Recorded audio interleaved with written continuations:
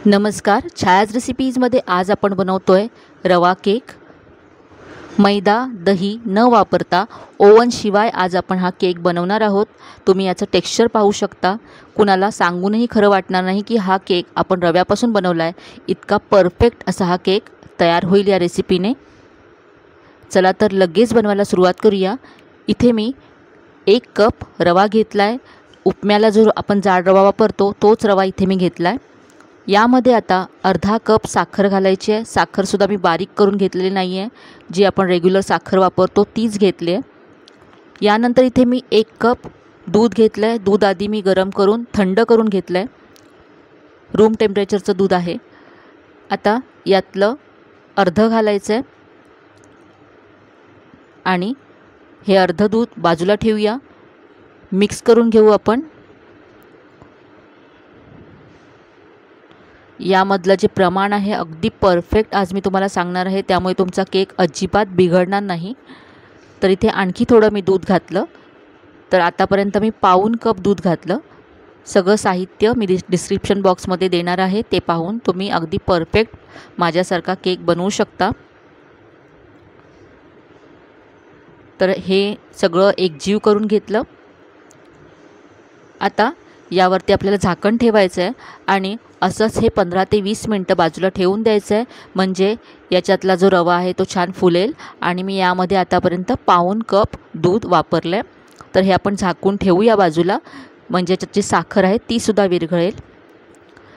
आता हा आपला रवा फुलतोय तोपर्यंत आपण इथे आता केक टीनला ग्रीस करून घेऊया। तर इथे मी आता हार्ट शेपचा केक टीन घेतला आहे। तुम्ही कुठलाही केक टीन इथे घेऊ शकता।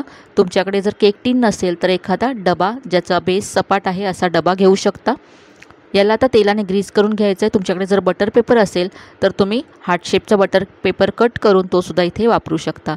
मी इथे तेलाने ग्रीस करून घेते। यानंतर यावरती अर्धा चमचा मी इथे गव्हाचं पीठ पसरवून घेते, म्हणजे आपला केक अगदी सहज सुटून येईल। सगळीकडे हे पीठ असं पसरवून घ्यायचं आहे आणि जे एक्स्ट्राचं जे पीठ आहे ते मी काढून घेते। तर असा आपला हा केक टीन तयार आहे। आता हा बाजूला ठेवूया। याबरोबरच इथे आता मी गॅसवरती एक टोप ठेवला आहे। आज आपण टोपामध्ये हा केक बेक करणार आहोत। तर इथे आता गॅसची फ्लेम अगदी मंद ठेवायची आहे। टोपामध्ये मी मीठ वगैरे काहीही घातलेलं नाही आहे।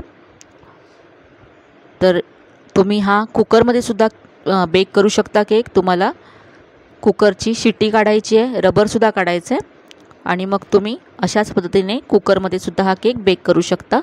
आता यामध्ये असा एखादा स्टँड किंवा अशी रिंग असेल तुमच्याकडे तर ती अशी ठेवायची आहे, किंवा असा स्टँड ठेवू शकता।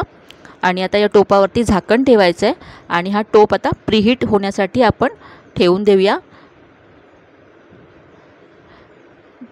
तर आता हा टोप आपला प्रीहीट होतोय तोपर्यंत आता पहा इथे साधारण 15 मिनटं झाली आहेत। आपण हा रवा पाहूया। तर आधीपेक्षा पहा रवा फुलला, याने सगळं दूध ॲब्झॉर्ब केलं आणि हे घट्ट झालं आहे। साखरसुद्धा विरघळली आहे। हा असा रवा भिजवल्यामुळे आपला केक अजिबात कुस्करत नाही झाल्यानंतर। आता उरलेलं जे दूध आहे त्यातलं थोडं मी आणखी घातलं। अजूनही थोडंसं दूध मी शिल्लक ठेवलं आहे।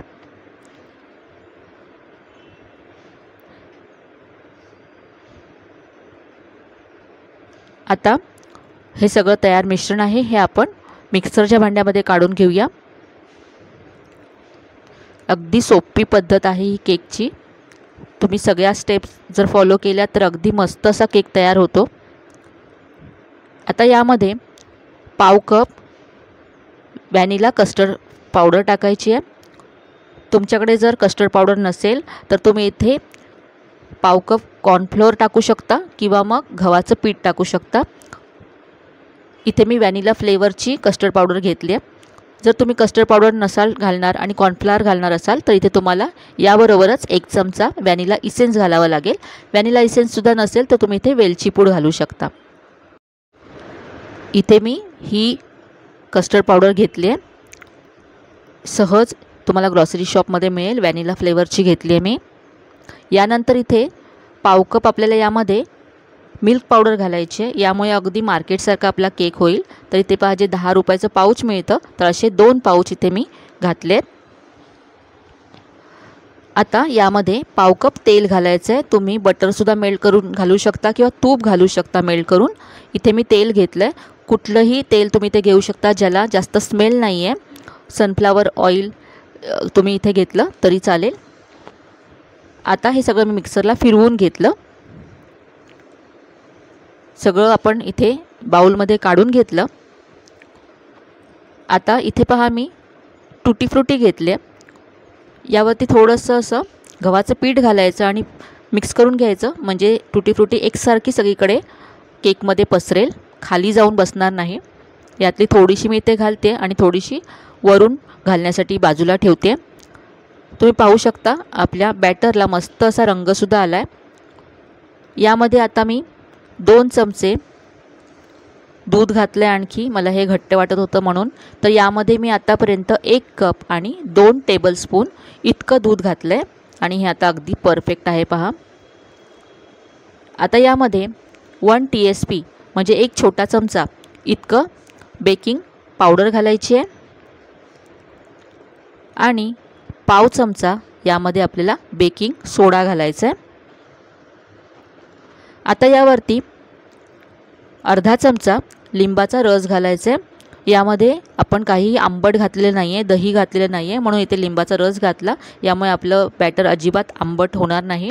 फक्त बेकिंग सोडा आणि बेकिंग पावडर ॲक्टिवेट होण्यासाठी इथे मी लिंबाचा रस घातला। आता हा जो मोल्ड आहे थोडासा टॅप करून घ्यायचा 2दा आणि वरून जी आपण टुटी फ्रुटी बाजूला ठेवली होती ती घालून घ्यायची आहे। आता हा केक आपला बेक करण्यासाठी रेडी आहे। तर आता आपण बेक करण्यासाठी ठेवूया। तर आपण जो टोप प्रीहीट करण्यासाठी ठेवला होता त्यामध्ये आता हा आपला केक टीन ठेवायचा आहे। टोप खूपच गरम आहे त्यामुळे अगदी काळजी घेऊन ठेवायचं आहे। आणि आता पुन्हा झाकण ठेवून आपल्याला 45 मिनटं अगदी लो फ्लेमवरती हा केक बेक करून घ्यायचा आहे। मध्ये अजिबात हे झाकण उघडायचं नाही आहे। तर इथे आता 45 मिनटं झालेत, पाहूया। मी मध्ये अजिबात झाकण उघडलं नव्हतं, पाहू शकता अगदी मस्त असा हा केक फुलला आहे। आता सेंटरला टूथपिक किंवा असं सुरी घालून आपण केक शिजला आहे का चेक करूया। पहा सुरी अगदी क्लीन निघाले, म्हणजे आपला केक अगदी आतपर्यंत छान बेक झाला आहे। आता गॅस बंद करायचा आहे आणि हा केक आपल्याला काढून घ्यायचा आहे आणि आता केक पूर्ण थंड करून घ्यायचा आहे।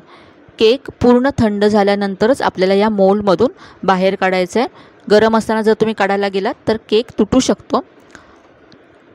आता या केकची जी वरची बाजू आहे ती सॉफ्ट होण्यासाठी वरून आपल्याला तेल किंवा बटर लावून घ्यायचं आहे, यामुळे वरची बाजू अगदी सॉफ्ट होईल। किंवा तुम्ही एखाद्या कापडाने झाकून ठेवलं तरी चालेल। इथे मी वरून बटर लावून घेते।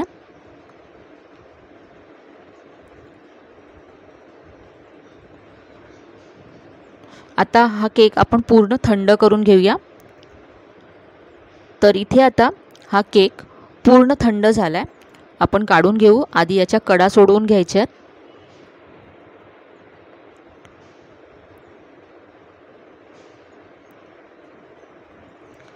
आणि अगदी सहज हा केक निघून येतो, पाहू शकता। अगदी मस्त असा आपला केक तयार झाला आहे, अगदी जाळीदार झाला आहे, अजिबात चिकटलेला नाही आहे।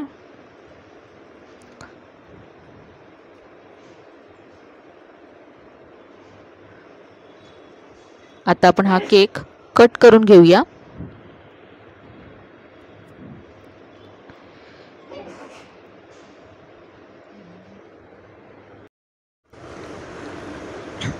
तुम्हाला पाहतानाच कळत असेल हा किती सॉफ्ट झाला आहे केक।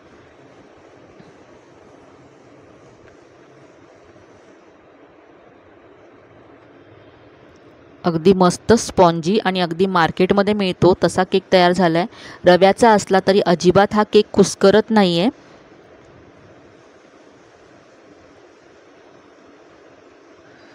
आता याला आपण कट करून घेऊया। मैद्याचा जसा आपण केक बनवतो तसाच हा केक तयार होतो।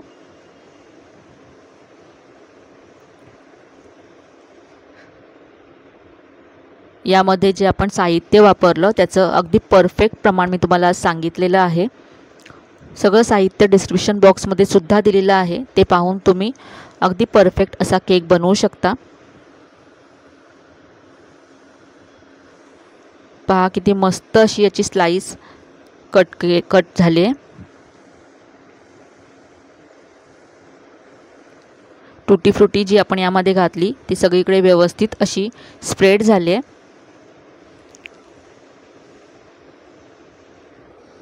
इथे मी तुम्हाला एक स्लाइस तोडून दाखवते. पहा किती सॉफ्ट आहे हा केक. तर आजची ही रेसिपी तुम्हाला नक्कीच आवडली असेल. तर मुलांसाठी हा केक एकदा नक्की ट्राय करून पहा. आजची रेसिपी तुम्हाला जर आवडली असेल तर व्हिडिओला जास्तीत जास्त लाईक करा, शेअर करा.